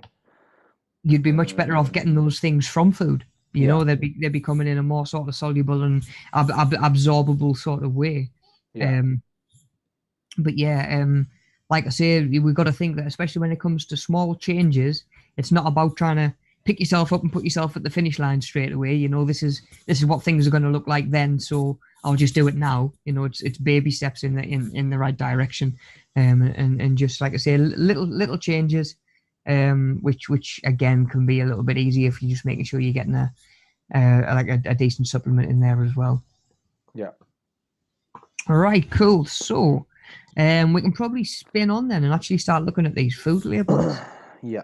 So we've got a little table here that I sort of swear by for when it comes to these sort of comparisons. We've actually got this printed off on the fridge, just so it's handy. You know, it's handy on the fridge. You can even just get a picture on your phone, take it to the shops with you. You know, if you're a little bit more old school, print it off and keep it somewhere where it's going to be handy, and you can just sort of grab it at the time. But it's handy at helping us sort of analyze what we're putting in our basket or our trolley and what's coming home with us. Especially when we're in a position where we either want to be in and out the shops quite quick, you know, or we might even get there and certain products that we used to be in there every time might not be at the minute, you know, either sold out or just out of stock. We've not managed to get them in. So sometimes you do need to be able to think on the fly a little bit, you know, and we're like, well, I'm going to have to go with this instead, and be able to make a decision whether that's good for you or not. So we can see that everything on this table again is marked in grams. That's what the G's sort of standing for after all the numbers. And when we look at an actual food label, sometimes it'll tell you nutritional information per packet. Sometimes it'll tell you per portion or per serving. What it has to tell you though, by law, is amount per 100 grams, because that makes it universal. And it's easy to be able to say, okay, per 100 grams, what should I be looking for in a food? And it helps you compare it to other foods. So per 100 grams, we've got different brackets really for each of these sort of components of our food. So we've got sugars, fat, separate one for saturated fat, because those are the fats that we want to actively avoid and stay away from. And then we've got salt as well, because although we need it, it is easy to have too much. So per 100 grams, anything over 15 grams of sugar is considered high in sugar. Yeah, so you look at the back, per 100 grams, sugar, like 18 grams, you know that would fall into the high in sugar bracket. Yeah. Anywhere between 5 grams and 15 grams is going to be in the medium range, and anything under 5 grams is going to be considered low. Yeah, so that's 5 grams per 100 grams. So again, make sure that you're looking at per 100 grams and not like you say, per tin, per serving, per portion, whatever it is. This chart will only work if you're looking at that per 100 gram column, and it's actually like it's actually forced the hand of a few brands and a few sort of manufacturers as well. You know, Heinz are one now that I think they used to be again coming back to what Gaz was saying earlier on. In sugar in sauces and stuff like that. Baked beans used to be, I'm sure. Don't quote me on it because I've never been a big fan of them, but I'm sure they used to fit into the high in sugar bracket for yeah, I think so. For per 100 grams, over 15 grams. I know that they now have made sure that they're like 4.9 grams or something, so they can say that they're under 5 grams, which means that they can actually promote that they are low in sugar as well. So again, this kind of not only this color system, this traffic light system, not only helps us sort of decipher food labels, but it can also sort of push for a little bit more action, a little bit more clarity from the from whoever's making the product as well. Yeah. So fat, we've got so again per 100 grams, anything over 20 grams is considered high in fat. Between 3 and 20 is medium. Yeah. So although we might be able to look out for the traffic light color, you know, the orange, it's quite interesting to note that's quite a big range, you know, between 3 grams and 20 to have the same color on it, to say that something with 4 grams of fat and something with 19 grams of fat, although that's like 4 times as much, it'll be the same color. Like you said with Heinz, you'll get people who'll make it 19.9 grams of fat in it, and then that'll technically be medium, but really it's high. It's pretty much essentially high. It is, yeah, it is. So again, it's not foolproof, which is why being aware what these ranges are and having them handy with you when you're at the point where you're trying to decipher these food labels, it can be handy to just have the actual figures, you know. So yeah, it like Hatham says, it might say, oh, it's medium in fat per 100 grams, but that might be 19.99, you know. So really, it's essentially high in fat. But they'll find a way to not have to put the red marks on the item if they can, which is something that we're going to look at as well. Because of course, if something's high in fat, they tend to just not put the color on there at all, because that's not a legal requirement. The colors aren't a legal requirement, just the numbers are. So you tend to find if stuff hasn't got the color code on, I'd be asking questions. Oh, hang on a second, why is it not singing and dancing about the fact that it's low in sugar or low in fat? So again, just being aware of the numbers can actually really help. So the saturated one, anything over 5 grams per 100 grams is high. Yeah. I'm just looking, I got a protein bar here. Everything else has been medium on. And then in 100 grams, it's got 6.2 grams of saturated fat in it. Yeah, so it's actually high in saturated. Very high in saturated fat. Yeah, so it might be a good convenient delivery system for protein. Yeah, and it's also on the side sort of banging on about how it's not got much sugar in, but it seems like they've contributed. They've just took the sugar out and put the all saturated fat in instead. And this is like a supplement. This is a health supplement. Do you know what I mean? Yeah, the flavor, buddy, has got to be coming from somewhere. Yeah. And if it's low in one thing, it's got to be high in something else more often. That's a lot. That that's I'm a bit shocked at that. Yeah, which of course, being aware what's in it means that you can factor it into your day. That's not to say, look, you can't ever eat that again. I mean, it's not even low in sugar either, really. Yeah. It's still over 3 grams. Yeah. So it's still medium in sugar, and then it's high in saturated fat. And this is something you would look to have if you were trying to, like, you know, promote at least a healthy lifestyle and train and stuff. And that's really bad. Yeah. Yeah. And a lot of it, like you said, it doesn't necessarily mean like it's like the worst for you. Never eat it. Yeah. It's like being able to pick that information off and say, okay, maybe it's a little bit higher in saturated fat than I thought, a little bit higher in sugar.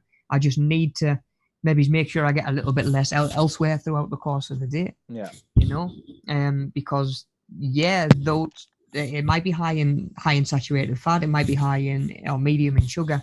Yeah.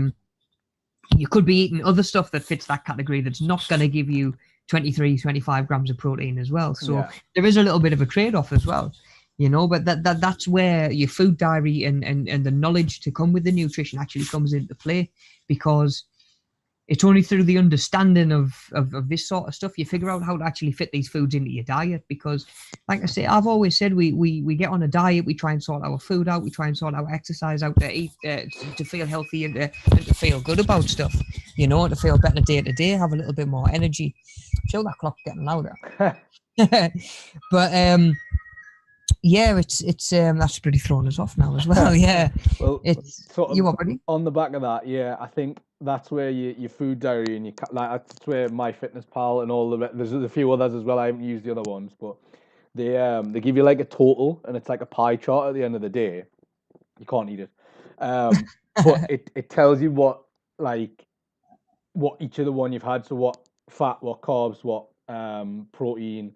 Mm-hmm. And then it breaks it down into saturated, and you can look at that as well, saturated fat and sugars. And that's really useful, because you could be eating what you think is actually, I've made some good choices today. I had a protein bar. I didn't have, I didn't go home and have a bulking shake with like 600 calories in it. I had this protein bar, which has got 218 in it instead. But then if I look at that, actually that's really high it's high in salt, it's high in saturated fat, it's medium in fat, and it's medium in sugar. So actually, this was a really poor choice, but I didn't know that, because on the label, 22 grams of protein, that's sound, I'm sorted. Do you know what I mean? Yeah, happy days. That's that chance to be what you're looking for when you're picking out your protein bar and your recovery bar, isn't it? So, your protein content, that's all you're really looking at. But actually, it's really high in all this other stuff.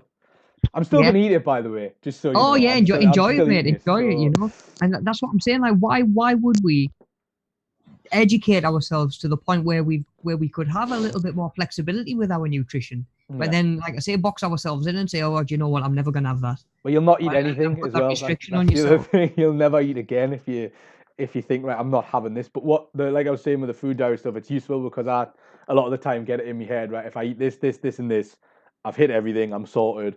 And then I look back at it and I look at the graph and the chart, and I'm like, hang on a minute, this is like you're having like twice as much sugar as you should be having on a day. So some of this has got to come out, or I'm not having enough, I'm not hitting enough, I'm not getting anywhere near enough salt, and I'm starting to cramp, or I'm not getting enough carbs and I really need them, so I'm going to put them back in. For me anyway, like I find it really useful, because without it, you're relying on your mind to remember, and it's like like you say, it's easier to just go back, just be able to go over stuff, be able to look at physically what you've had, and maybe try and figure out why the scales haven't moved the way that they were meant to, but hopefully by now we're starting to realize and make the connection that there is actually no real connection between the amount of calories in a food and whether that makes it intrinsically healthy or unhealthy. Because they are vastly different things. Eating for health and eating for weight gain and eating for weight loss are three different points of a triangle. You know what I mean? That certain components of that couldn't be further from the other. It really is about figuring out where on that scale or where within that pyramid you would need to fit yourself and for what you actually need. But yeah, I've worked with other trainers over the years, nutritionists and self-certified nutritionists that have just done a little bit of reading and all of a sudden they know everything, and like I say, being able to just factor other stuff into your diet can be make or break. Do you know what I mean? If someone puts you on a diet that's really, really strict because you don't know and they don't know how to fit some of the nicer foods in, without putting you over your calories or without getting too much fat in there, you kind of are restricted to that diet, and sooner or later you're going to get tired of it and the wheels are going to fall off and you'll bin it off. Whereas when you put a little bit of time into looking at your food plan and learning again about what the different nutrients and macronutrients do and stuff like that, you might be able to think to yourself, oh, do you know what, I really fancy like a chocolate bar tonight when I get in. So how do I factor that into the rest of my day? Maybe has a knock-on effect for tomorrow as well, but it's still letting you have it, rather than, because it's everything in moderation, isn't it? There's nothing that we want to say, look, never have that again. It's just doing it in a healthy way. And I think the most sustainable way to do it is still allow those treats from time to time. Yeah, Because gotta enjoy yourself, man. exactly. There's no point to making all the sacrifices, spending all the time to learn the information, to just be miserable at the end of it. You know, we do it to feel better and to be healthier and to be happier. Yeah, and you might even, if you're lucky, in like a month or two, get to go out for a meal Maybe, if yeah. everyone behaves themselves and Maybe, starts yeah. getting the vaccines, I guess. Yeah, because that's something that a lot of restaurants do these days, isn't it? They'll put calories on a menu as well. Yeah, They'll be able to say, or they might have even like an app, maybe some description. Yeah, or maybe it's even like on the menu, like, or anywhere on the menu, like a different section, meals under 300 calories or 400 calories or whatever it is. A lot of the fast food places do it now. Like you can, I don't know, I know for a fact McDonald's do it. I know for a fact Greg's do it. Subway as well. Subway have it on the actual boards. Yeah. What calories are in it, and I think you can go on the website to most of them and do like a calorie calculation. But also Okay. the tracking apps, like they rely a little bit on like other people's data, but they'll have verified meals, so it'll have like a little tick next to it. So if you type in Big Mac and it's got a tick next to it, that means someone's looked at that information that someone's put in and verified that actually yes, there's, I don't know, 600 calories in a Big Mac or whatever. Yeah. So it's there'll always be a slight difference because, like, you know, on that day you might end up with a slightly smaller burger and like a slightly smaller bun or whatever. Do you know what I mean? There'll be like 15 or 20 calories either side, but it's a rough guide to, you know, where you are. The only way you're ever going to hit your exact calories, like based on the calculation, if you weigh all of your food. Yeah. But I wouldn't even worry about that. You don't. No. You're talking like 100, maybe either way. That it's wrong, and I don't think that's a problem. Yeah, definitely not. No, that's a really good point, actually, buddy. Before we do spin on and start to see this chart in action. I'll flick on so they can see it at least. Yeah. Yeah. But yeah, I tend not to get too stressed about like the exact calories and stuff and the exact amount. It's just you want to be there or thereabouts.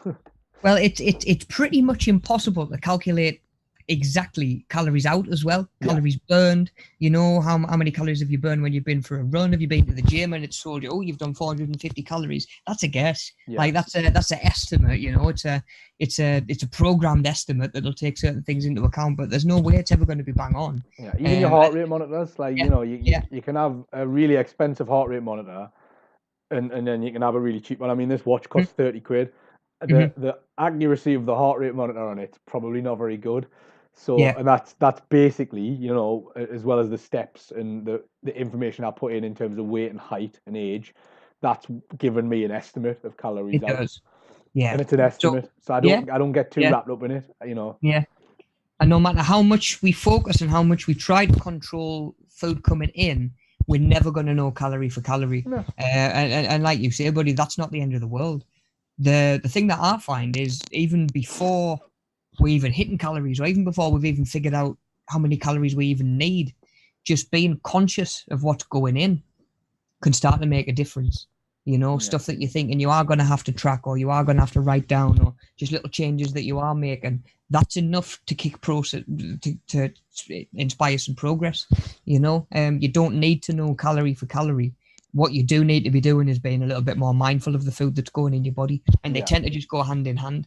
You know, because again, it's that black or white mentality. If people aren't on a diet and not thinking about it, they tend to not have any idea how many calories they're having every day. Yeah. If you're thinking about the calories that you're getting, it doesn't matter if you're 100 or 200 off for the day, because at least you're thinking about it and you're actually engaged in your food and your diet, which is the most important thing.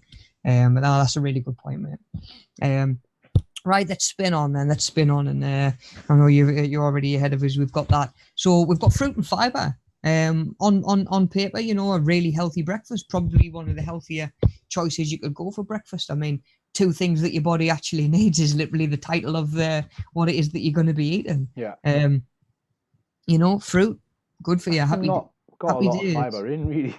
It doesn't. I know we're not really looking at fiber, but just looking at the chart there for what the name of it is, that's not a lot, really. Yeah. Yeah, so let's have a think what it maybe should be called then. So we've got, remember, we're looking at the per 100 gram column, Yeah, so this is where we might say to ourselves, right, I need to use the per 100 gram column to figure out what's high, what's low, using that chart. At the same time, once you've done that and decided whether this food's going to be for you, whether it's a food that you're going to have or not, that is when we're tracking, we want to be aware of the serving size as well and how much that is. We wouldn't necessarily want to say, okay, I've had a serving of fruit and fiber, so I've had, I'll track everything from that right-hand column. Yeah. You know, if you've just guessed that you've had 40 grams, you might have had 80 grams. You know, it's quite surprising. More than Sometimes likely. you weigh them out. It really is. So whereas you're going to track, right, I've had 9.6 grams of sugar. You've had nearly 20. You know, just with the cereal alone. That's no milk either. I was just about to say that's with no milk on top as well. Dry fruit and fiber. So yeah, that one, the column on the right might be what you would use to actually help you track what you've had. The column on the left in the per 100 grams is going to help you decide whether it's a food that you even want in your house or in your shopping trolley in the first place. So I mean, again, just looking at the box, I mean, it's sort of jamming it down your throat how good it is for you. You know, it says well, at the top, high fiber, something whole grain, with whole grain, yeah, with whole grain as well. So per 100 grams. So if I can just flip back to the chart on the other page. So per 100 grams, sugar, anything over 15 grams is considered high. We've got 24 grams of sugar per 100 grams. So we're essentially double. So, you know, maybe they should rename this to fruit and sugar. Yeah, maybe just sugar. Yeah, just Kellogg's sugar and sugar. Yeah, big bowl for your breakfast. 24 grams, like I say, nearly double per 100 grams what it takes to be in that high bracket. And again, we can see from actually on the picture in the bottom left, we can see the food labels there, the information's there. There's no color code on there, is there? There's no red letting us know. What they're doing is hoping that the branding and the appeal of the packaging and the box will sell it, and you just think, oh, okay, that's healthy. Yeah. You know, that's going to be healthy for me.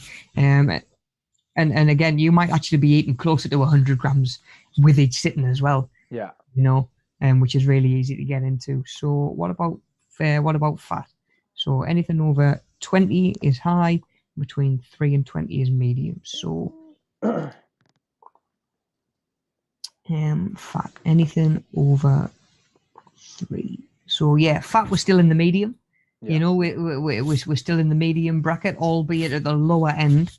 You know, because that is quite a big spectrum. But yeah, we're still in the medium. So again, no green there. No, we're not low in fat in general. Now, again, that doesn't necessarily mean that's bad fats, because we've got the separate column for that. We've got our saturated fats. So anything over 5 is high, between 1 and 5 is medium. So we're actually in the medium on saturates as well. You know, so we're actually on the medium with saturated fat. So again, it's not good for you in terms of saturated fat either per 100 grams. And then the last one that we've got is salt. So over 1.5 is high. So we would be in the medium bracket for salt, which again, you know, it's not as bad as it might be. Certainly not as good as I think the packaging would lead you to believe. Definitely not, you know. Nowhere near. There wouldn't be a single green item on that packaging if they did the traffic light code, which again is why they probably haven't done.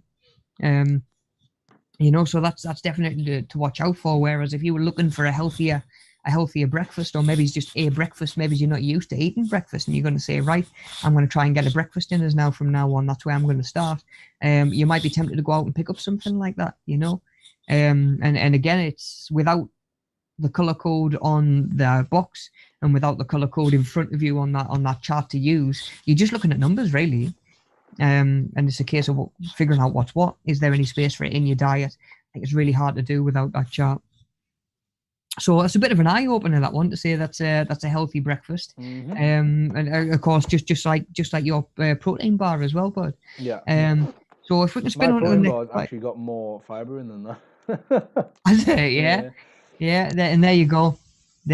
You know. That might actually serve. I mean, basically looking at what protein have we got in there per 100 grams. Per serving, we've got 3.2. Yeah, and then per 100 grams, like just 6-ish. What's your protein bar? 22. There you go.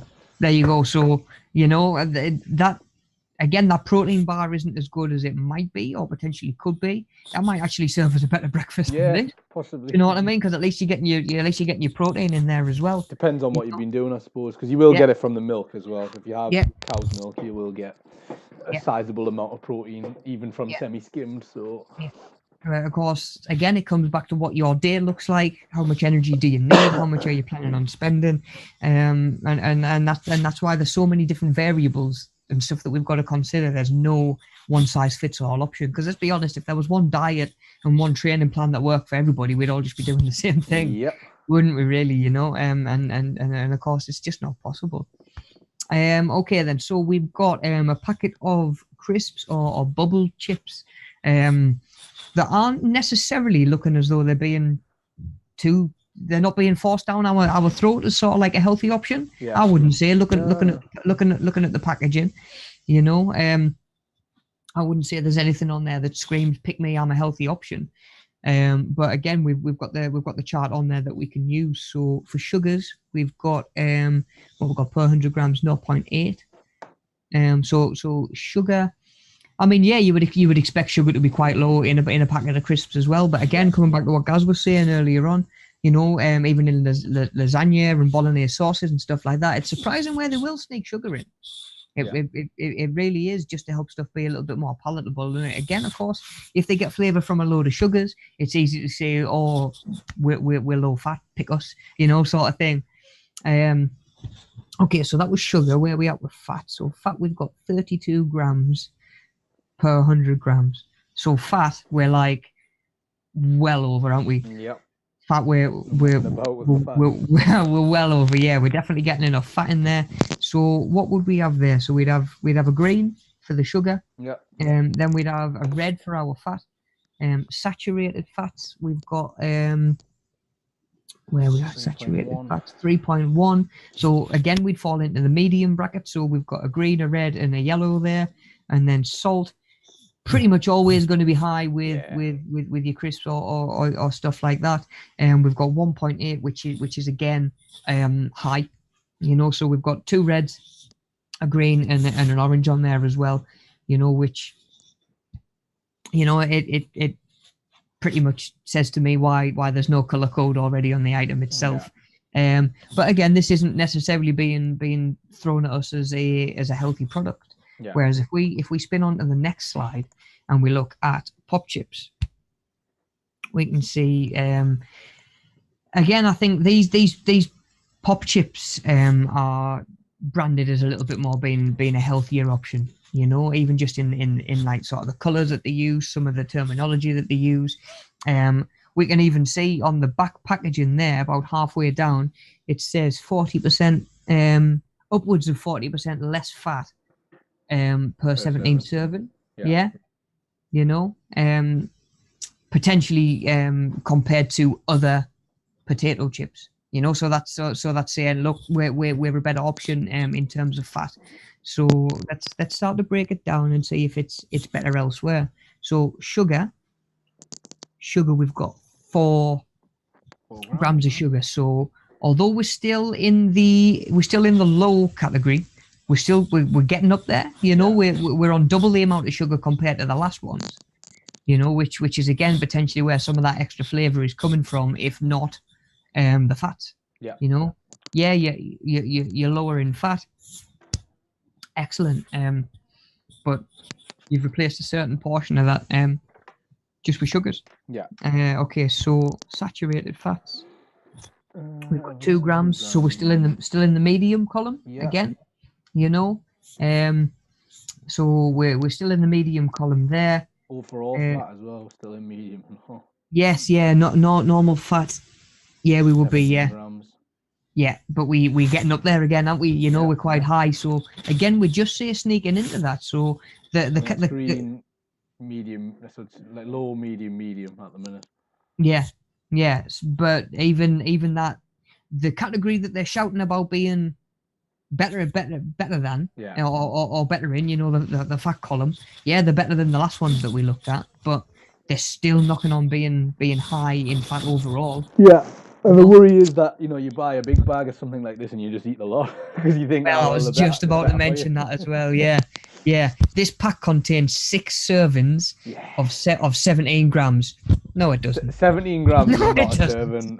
Like that's like 4 pop chips or something. Yeah, You're not. yeah, There's no way, man. Like, yeah.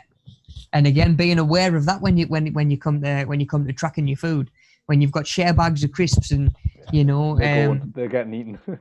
they go, yeah, they go. They really do. Even if it's just across the course of an afternoon, you know, Yeah. a couple of visits to the cupboard, and all of a sudden you've done a family share bag of KP crisps. salt and vinegar nuts are the Yeah, ones. Other nuts yeah, are available, but they're the ones that I will eat an entire bag of them across the day. Like, yeah. I'll go through roasted, yeah, anything like that. Yeah, definitely. So where are we with salt with these? So for salt salt, we've got 1.8. 1.8. So salt again, we're in the high category. Yeah. So what was that again? There we had a green, a medium, and a red. Green, yellow, or amber, red. Yeah. So we fall pretty much on the same place on the scale as the last ones. Yeah. You know, we're not far off. You could say it's slightly better in different ways. Yeah. But again, we convince ourselves that these are so much healthier. We eat double of them. Yeah. You know, which is a really easy habit to fall into. Like I say, convince yourself that they're a better option, so you eat more of them. You know, like I say them breakfast bars, stuff like that, breakfast biscuits, Velveeta, that sort of thing. You know, they'll be like, oh, they're only 100 calories. It's so easy to go and get it to eat like 2 or 3 of them. You know, you may as well have just had a decent meal at that point. Of course. That's always the case. Well, exactly, yeah. Yeah, you go get yourself a decent meal and your body will actually thank you for it. As long as you yeah. like it's the time thing, and it's a lot easier to just pick up the convenient stuff. Definitely, mate, definitely. And then if we can actually spin on to the next slide, we're nearly there just before we have a quick look at that workbook to finish us up. This is potentially the traffic light system working in reverse from a sales point of view, because that is something that I would look at as a product and say that's going to be really unhealthy. Yeah. And I would expect to see probably potentially all reds, Yeah. you know, especially, you know, it's got a barbecue sauce on there, which can be quite high in sugar.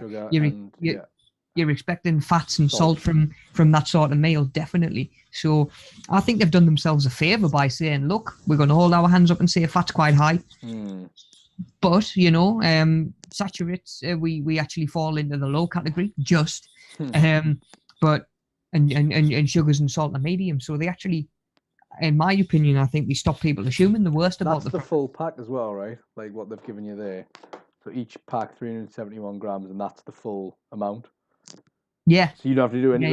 That's another good way to do it, I think, is just give you the rundown instead of saying this is per 100 grams. There's nothing worse than when there's a 371 gram pack and you've got to work it out per 100 grams, and it's like, can't be bothered with this. Definitely.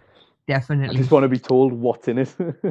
That's one of the more time-consuming bits. Yeah. It's like, right, so there's 100 grams in this, and honestly, then like less likely to buy it if I pick it up and the label doesn't tell me what each pack contains.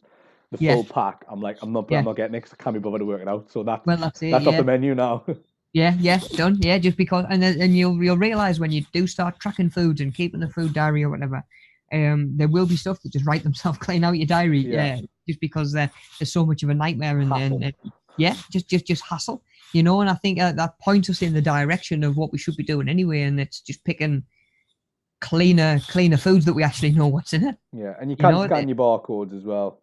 Yeah. On your tracking apps.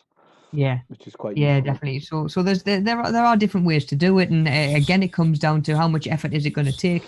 Is the food going to be worth the effort and the time it's going to take you? Yeah, or could you do say spicy barbecue pulled pork wedges probably, as long as you work them in and you've had a relatively light day on the old fat. I think you'd be all right. Yeah, definitely. And like I say, this whole traffic light system isn't necessarily to determine foods that you can and can't have or should or shouldn't be having. It can give you an idea how often you should be having them. And again, I think each one of them is just a piece of the puzzle that eventually comes into the full jigsaw that is one day's worth of food, you know, and all the pieces have to fit together. Yeah. Otherwise, like I say, you can end up just eating too many calories, too much fat, or whatever. So yeah, it's almost like if you're going to put something like this in your diet, you've got to carve out space for it elsewhere, haven't you? You know, and sort of stay inside the lines, Yeah. for your diet to do what it's meant to do. But yeah, I think that's obviously the color chart in action on a product. And I think in that case, they've actually done themselves by a favor by making you realize that the product's maybe a little bit healthier than you would assume it is. Yeah. But yeah, more often than not, if something is bad for you and knows it's bad for you, you're not going to see colors on there. And sometimes them products are going to be hiding behind slogans and stuff like that Yeah. are designed to appeal I to think you. the supermarkets ones are quite good, like their own range. Like that's a Tesco one, but I think the same with like all the supermarkets ready meals are pretty good at actually Yeah, it's doing normally it. the case. There's less Yeah. junk goes in them to keep the cost down. No, sorry, I mean in terms of like telling you like what's in them. Oh yeah, yeah, They yeah, tend to use the definitely. traffic lights. In my experience, they'll tend to use the traffic light system a lot more than your branded products do, and I don't know what that's about. I'm not sure. Yeah, yeah. I Especially like don't. your meal deals and stuff. Like if you go and buy a sandwich or whatever, and it doesn't really matter what one you go to, but they're quite blatant in what's in them.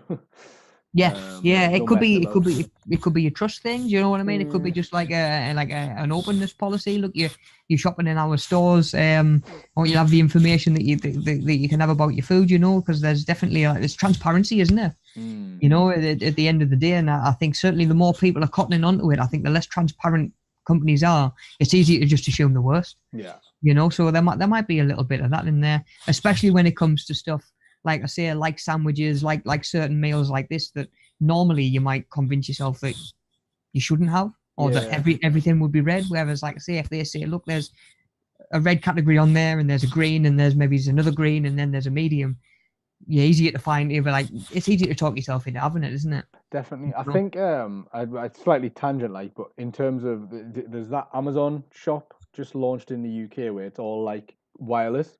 Basically, Okay. you walk in and it scans your like phone, and anything you like pick up, it just automatically when you leave, it's scanned in what you've got automatically. There's like 4 million cameras in the place. It just automatically takes it out your wallet. But I think as well, they'll be able to get at some point in the future like nutritional information like straight away on your phone. Like if Hmm. you walk up to a shelf and you hold it near a product and it scans it, you'll be able to see like this information without you having to pick it up and read the label and stuff. I Yeah, don't I think wouldn't be I surprised. don't Yeah, think that's a million miles away from like being possible. some kind of augmented reality sort of thing. Yeah, where you basically just hold it up and it's like that's got, and then the little traffic light system will pop Yeah, up. yeah. And then we can all stand there feeling like Tony Stark while we're Uh, picking up the well, yeah, I mean that's the hope that eventually there's some kind of glasses that like sort of floats down as you Yeah, look at it and you sort of looking yeah, around. But we'll see. But I think definitely like yeah, having it at least on your phone to the point where you can literally just hold it up to the package and it's like, yep, that's what it's got in it. definitely. I think Yeah, that's not a definitely. million miles away. Yeah, yeah. It's yeah, it definitely pays to have something like even just like that chart handy where you can just reference it and it just like right, bang, bang, bang, right. This is maybe it's a little bit healthier than I thought, or not as healthy as it's sort of being sold to me as. And you actually, like I say, you get an idea what's going in, Yeah. not what the company tells you is going in, because they tend to be two very different That things. chart, if you do want to take a screenshot, is just there. So there you go. Oh, nice one, buddy. Nice one. Screenshot Um, that. Good luck. Spot on, yeah. Screenshot that. And then that'll about do us for today. Like Yeah. I say, I know that there is a lot of there's a lot of information to sift through when it comes to nutrition. So if there's a lot of sort of conflicting viewpoints as well, because it depends what approach you're going to take. So if there's anything that you're not sure of, like so and so down the street from me swears by this, but me cousin does this and swears it works really well for him. Again, it's different for everybody. Some people would swear by a paleo diet, other people wouldn't touch it like in a million years. Yeah. It's a case about what's right for you. And some of that comes from trial and error.